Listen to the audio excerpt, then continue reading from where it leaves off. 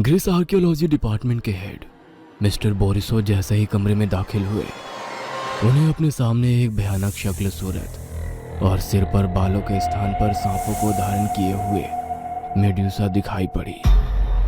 यह दृश्य उनकी कल्पना से परे था। भय से उनकी रीढ़ की हड्डी में ठंडक दौड़ने लगी और वे जैसे दो पल को सुन्न से हो गए। अगले ही पल वे भयानक जहरीले सांप फन उठाकर फुफकारते हुए मिस्टर बोरिसो पर टूट पड़े। मिस्टर बोरिसो लड़खड़ाते कदमों से कमरे से बाहर की ओर भागने लगे, लेकिन उससे पहले ही उन सांपों ने अपने बड़े जहरीले दांतों से उनके हाथ का मांस उखाड़ लिया था।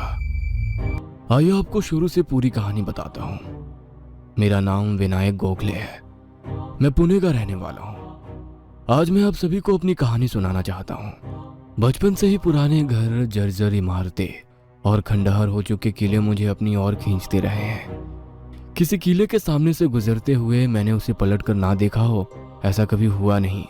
खंडहरों से मेरा प्यार जुनून में ऐसा बदला कि मैंने आर्कियोलॉजी को ही करियर बनाने का प्रण ले लिया। यूपीएससी क्लियर करने के बाद अब मैं आर्कियोलॉजिकल विभाग में सीनियर रिसर्चर था।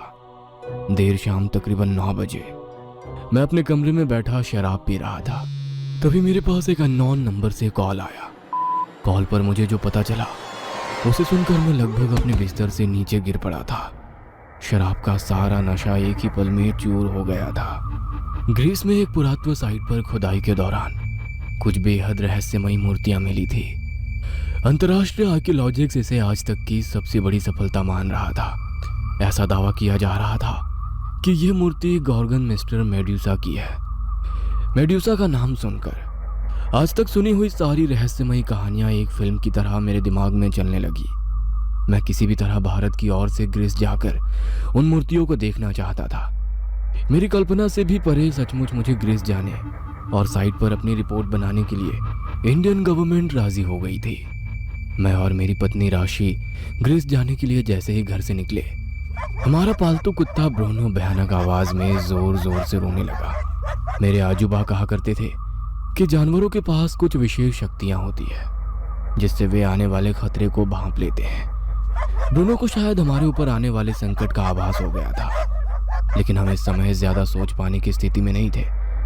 ब्रूनो को मेरी माँ को सौंपकर हम ग्रीस की यात्रा पर निकल गए। ग्रीस पहुंचकर मैंने जैसे ही उस मूर्ति को देखा, मैं सन्न रह गया। ये कोई मूर्ति नहीं थी। ऐसा लगता था जैसे कोई जीवित इंसान चट्टान में समा गया हो। मूर्ति की बड़ी बड़ी आंखें खुली हुई थी, जैसे किसी को घूर रही हो। चेहरे पर विस्मय के भाव आकर ठहर से गए थे और सर पर बालों की जगह असंख्य सांपों की आकृति बनी हुई थी। उस मूर्ति को देखकर मेरे पूरे बदन में झुरझुरी सी दौड़ गई। आपकी कल्पना सत्य होकर सामने आ जाए तो एक झटका सा लगता है। सब कुछ बिल्कुल वैसा ही था जैसा कि मैंने किताबों और कहानियों में पढ़ा था। मेड्यूसा को देख लेने के बाद इस बात की पुष्टि भी स्पष्ट सी की जा सकती थी कि उससे जुड़े जितने भी किस्से प्रचलित हैं, शायद वही गॉर्गन सिस्टर का इतिहास रहा है। मैंने अपनी रिपोर्ट लिखकर एक तरफ रख दी और अपनी खिड़की से बाहर का सुंदर दृश्य देखने लगा। तभी मेरी पत्नी राशि वहां आ गई। हो गई आपकी रिसर्च? अब तो बताओ क्या सीक्रेट मिशन चल रहा है? आखिर कौन सा खंडहर देखने हम भारत से ग्रीस आए हैं? अच्छा पास बैठो, सब बताता हूँ। राशि को मैं खींचकर अपने पास बैठाते हुए मैं उसे पूरी कहानी सुनाने लगा। तुम शायद जानती नहीं हो, ग्रीस से संबंधित एक किंवदंती है कि यहाँ 2वीं शताब्दी के समय एक बहुत सुंदर स्त्री रहा करती थी। उसके सुनहरे लंबे बाल थे और रंग बिल्कुल गुलाब की तरह था। उसकी खूबसूरती ऐसी थी कि जो भी उसे देख लेता था उसके मुंह से आह निकल जाती थी। दरअसल वो यहाँ की 3 गॉर्गन बहनों में से एक थी जिसे अमरता का वरदान नहीं मिला था। मेडुसा देवी एथेना की भक्त थी और इसीलिए उसने अजन्म में पवित्र रहने यानी कि ब्रह्मचार्य का पालन करने की शपथ ली थी। उसके रूप को देखकर अनेक पुरुष उसे रिझाने की कोशिश किया करते, लेकिन मेडुसा तो एथेना की भक्ति में लीन थी। वह एथेना के मंदिर में रहकर पूजा पाठ किया करती थी। देवी एथेना भी उसकी भक्ति से बहुत खुश थी, लेकिन उसकी सुंदरता ही उसकी दुश्मन बन गई। मेडुसा की खूबसूरती के चर्चे दूर दूर तक फैलने लगे। पोसाइडन ने जब मेडुसा को देखा तो वो उसका दीवाना हो गया।